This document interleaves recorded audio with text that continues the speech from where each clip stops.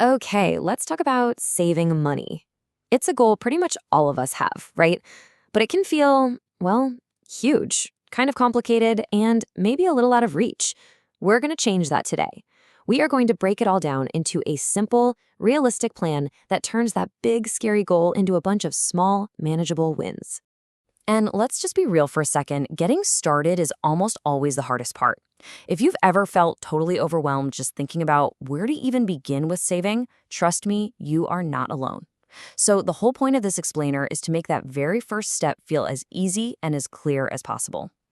All right, so where do we start? The absolute foundation, step one of our plan, is really simple. You have to figure out exactly where your money is going each and every month. And I mean everything. It's so easy to overlook the small stuff, but that morning coffee, that little online impulse buy, every single bill, it all needs to be on the list. No transaction is too small, because that's the only way you're going to get a complete, honest picture of your financial life. The real power here is just how simple this is. We're not talking about some complex accounting here. It's just three clear actions. You write down everything you spend, you group similar things together, then you add it all up. That's it. And just like that, you've turned a vague feeling about your money into actual data you can work with. And you really don't need any fancy software to do this. The best tracking tool is simply the one you'll actually use. So whether that's a spreadsheet, a free app on your phone, or just an old school notebook and pen, pick whatever feels easiest and just stick with it. So once you've tracked your spending for about a month, you have something incredibly valuable: data. Now we get to move on to the next phase, where we turn all that raw information into a really powerful tool: your budget. So let's be super clear about this. A budget is not a financial diet designed to make you miserable. Forget about the idea of restriction. Think of it more like a roadmap. It's a plan that puts you in the driver's seat, giving you total control over where your money goes.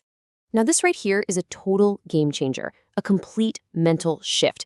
Stop treating savings as whatever might be left over at the end of the month. Instead, treat it just like your rent or your phone bill.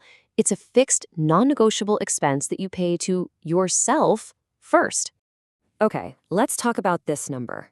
If you're just starting out, 20% can seem like this huge mountain to climb. Don't let it scare you. Think of it as a destination on your roadmap, not the starting line.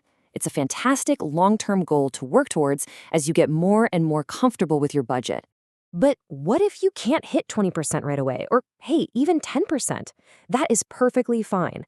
The next step is all about finding that extra room in your budget, no matter how small it is. So there are really two places to look for savings. First, you've got the easy wins, the non-essentials, the wants. But don't stop there.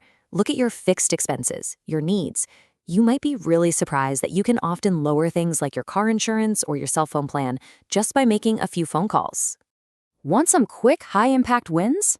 Go cancel that streaming service you barely use. Or, before you make an impulse buy, force yourself to wait 48 hours. Small, decisive actions like these can free up real cash really fast. Now, for what might just be the most important part of this entire process. You see, saving money just for the sake of it can feel like a total chore. The real magic, the thing that keeps you going, happens when you give your savings a mission, a purpose. That's what turns this from a task into a powerful motivator. So what you really want? Seriously, think about it. Is it the peace of mind that comes with an emergency fund? Is it the thrill of an amazing vacation next year? Or are you dreaming bigger, like a down payment on a house or comfortable retirement? Having clear goals for both the near future and the long term is what keeps you in the game. And listen, your goals don't all have to be super serious. In fact, it's incredibly powerful to set a small, fun goal, like saving for a new phone or concert tickets. When you hit that goal and you actually get to enjoy the reward, it creates this incredible psychological boost. It reinforces saving as a positive habit that brings you joy, not just sacrifice. Okay, so we've tracked, we've budgeted, and we've set our goals. Now, let's talk about the single most effective trick to guarantee you stick with it: putting your entire plan on autopilot. And there are two incredibly simple ways to do this. You can set up a recurring transfer from your checking to your savings for the day after you get paid. Or, even better, talk to HR at work about splitting your direct deposit so a chunk of your paycheck goes straight to savings before you even see it.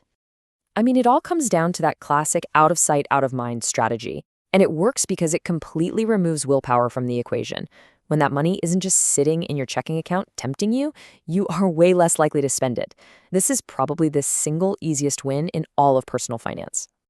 Okay, you have a plan. Now what? Because a plan is only as good as your ability to stick with it, right? This isn't a set it and forget it forever kind of thing. For your plan to stay effective, it needs a simple, regular check-in.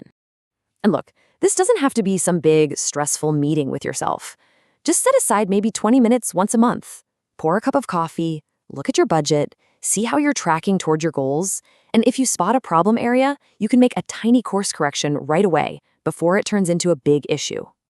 And really, that's the key takeaway from all of this. From tracking that first cup of coffee to automating your retirement savings, every single step we've talked about is about building one thing, a clear, intentional plan.